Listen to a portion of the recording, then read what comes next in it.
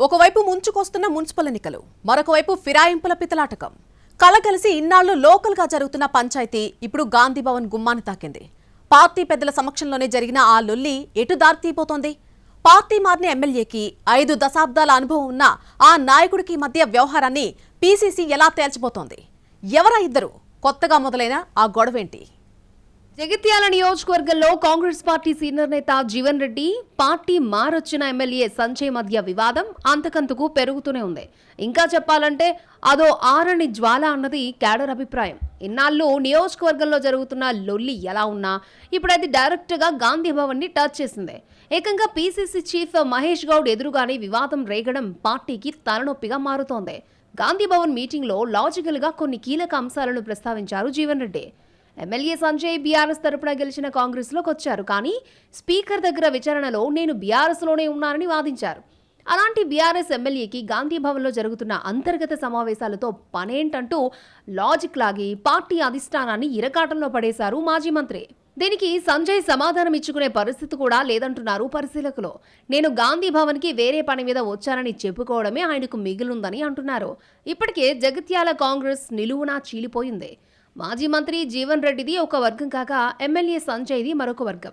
వీళ్ళిద్దరి మధ్య ఆధిపత్య పోరుతో క్యాడర్ తీవ్రంగా దెబ్బతింటోంది అన్న ఆందోళనలు సైతం వ్యక్తమవుతున్నాయి.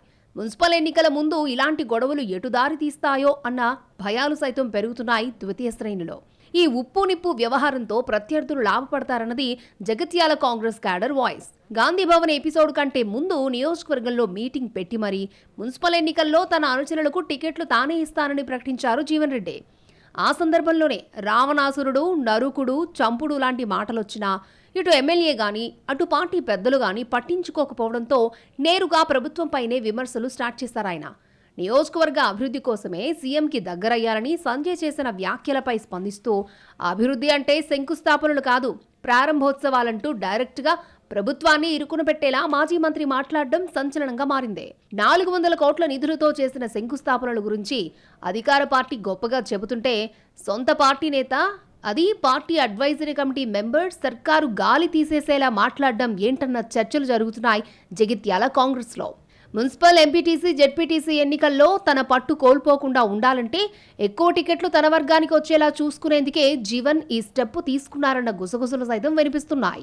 నియోజకవర్గంలో ప్రతిపక్ష పార్టీలు పూర్తిగా బలహీనపడి కాంగ్రెస్ కు ఎదురే లేదనుకుంటున్న టైంలో జీవన్ రెడ్డి ఇలా మాట్లాడడం హస్తం శిబిరంలో కలకలం రేపుతోంది. దీంతో ఓ సినిమా డైలాగును మార్చి శత్రువులు ఎక్కడో ఉండరు, సీనియర్స్ రూపంలో మనతోనే ఉంటారని మాట్లాడుకుంటున్నారు లోకల్ కాంగ్రెస్ నాయకులు. జగిత్యాల టౌన్లో మొత్తం 50 వార్డులుండగా 30 సంజయ్కి, 20 జీవన్ రెడ్డి వర్గానికి ఇస్తామని ప్రతిపాదించారట పార్టీ పెద్దలు. దానికి ససేమిరా అన్న జీవన్ రెడ్డి సంజయ్ వర్గానికి 1 వార్డు ఇచ్చినా ఊరుకోబోనని చెప్పేశారట.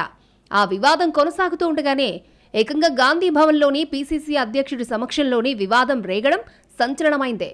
సమావేశం నడుస్తూ ఉండగానే బయటకొచ్చిన జీవన్ రెడ్డి బీఆర్ఎస్ ఎమ్మెల్యే కాంగ్రెస్ సమావేశానికి ఎలా వస్తారంటూ ప్రశ్నించడం కాకరేపిందే. మొత్తం మీద 2 ఏళ్ల నుంచి రగులుతున్న వ్యవహారం మున్సిపల్ ఎన్నికలకు ముందు పీక్స్ కు చేరడం కాంగ్రెస్ వర్గాలను కలవరపెడుతోంది.